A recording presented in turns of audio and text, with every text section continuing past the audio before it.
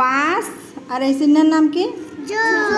আর এটা এর জন্য একটি গল্প তৈরি করি।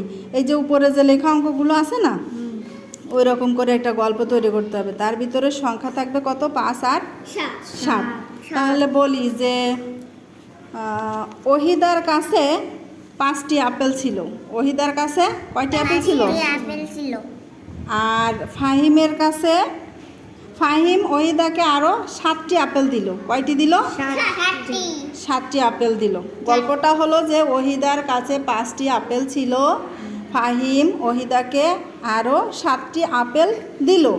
এখন ওহিদার কাছে কয়টি চকলেট হলো? গল্পটা তৈরি হয়ে গেল।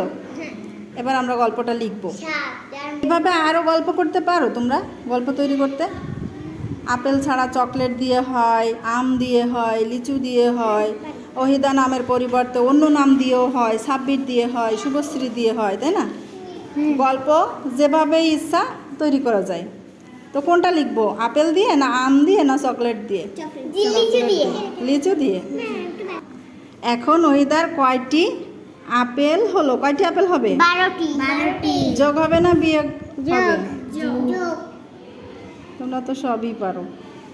আর সেটা করতে গেলে করতে হবে কিভাবে করতে হবে?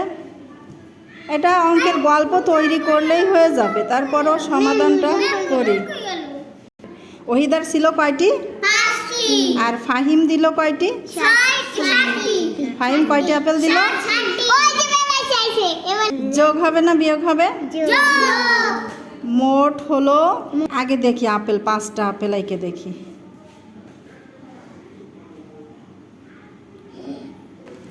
এই 5টি ছিল হচ্ছে ওহিদার কাছে, এই 5টি ছিল ওহিদার কাছে।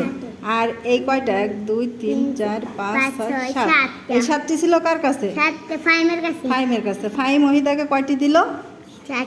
7টি। তাহলে মোট কয়টা হয় দেখো? 7 বড় না? 7-এর পরে আমরা এই 5 গুণ। 8 সবাই গোনো। 12 জিতে গেছে। ফাহিম আগে বলে ফেলেছে।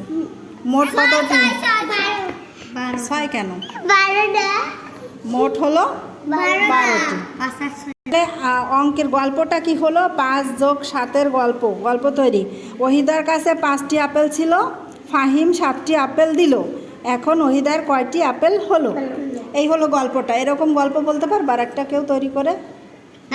হ্যাঁ বলো তো। নাম পাল্টাই দিবা আর আপেলের জায়গায় অন্য কিছু দিবা। সংখ্যা কয়টি? সাব্বিরের 5টি আম ছিল। এখন শুভশ্রী তাকে 7টি আম দিল।